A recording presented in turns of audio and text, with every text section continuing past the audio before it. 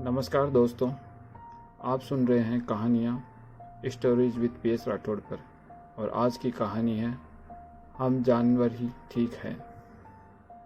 तो आइए करते हैं आज की कहानी की शुरुआत। आज बंदर और बंदरिया के विवाह की वर्षगांठ थी। बंदरिया बड़ी खुश थी। एक नज़र उसने अपने परिवार पर डाली। 3 प्यारे प्यारे बच्चे, नाज उठाने वाला साथी, हर सुख दुख में साथ देने वाले बंदरों की टोली। पर फिर भी मन आज उदास है। सोचने लगी, काश मैं भी मनुष्य होती तो कितना अच्छा होता। आज केक काट कर सालगिरह मना रहे होते, दोस्तों के साथ पार्टी कर रहे होते। हाय, सच में कितना मज़ा आता। पर मेरी किस्मत ऐसी कहाँ। बंदर ने अपनी बंदरिया को देखकर तुरंत भांप लिया कि इसके दिमाग में जरूर कोई ख्याली पुलाव पक रहा है।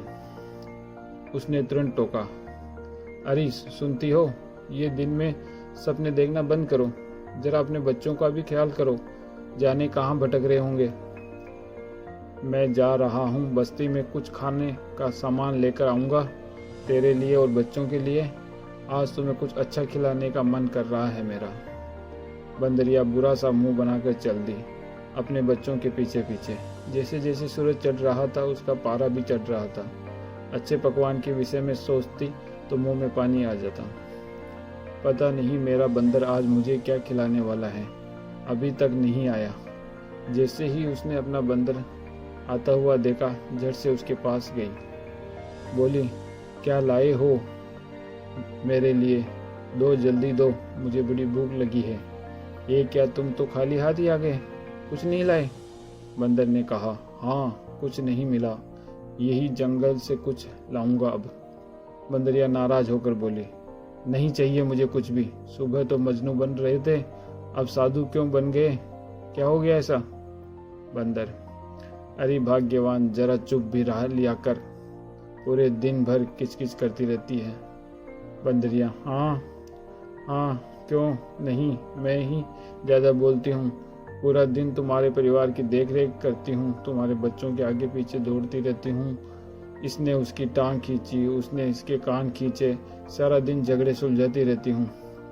मैं ही खराब हूँ। बंदर, अब बस भी कर, मुंह बंद करेगी तभी तो मैं कुछ बोलूँगा।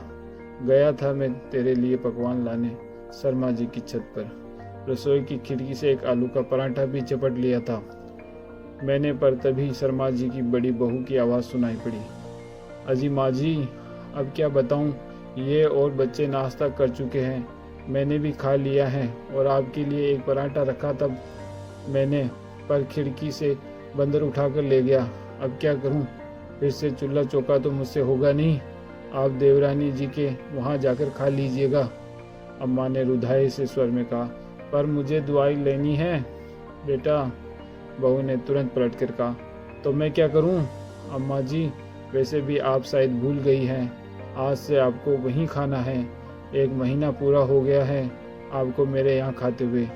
देवरानी जी तो शुरू से ही चालाक है, वो नहीं आएगी आपको बुलाने, पर तय तो यही हुआ था कि 1 महीना आप यहाँ खाएंगी और 1 महीना वहाँ। अम्मा जी की आंखों में आंसू थे, वे बोल नहीं पा रही थी। बड़ी बहू फिर बोली, ठीक है, अभी नहीं जाना चाहते हो तो रुक जाओ, मैं 2 घंटे बाद दोपहर का भोजन बनाऊंगी, तब खा लीजिएगा।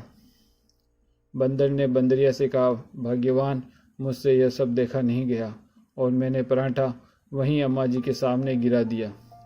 बंदरिया की आंखों से आंसू बहने लगे।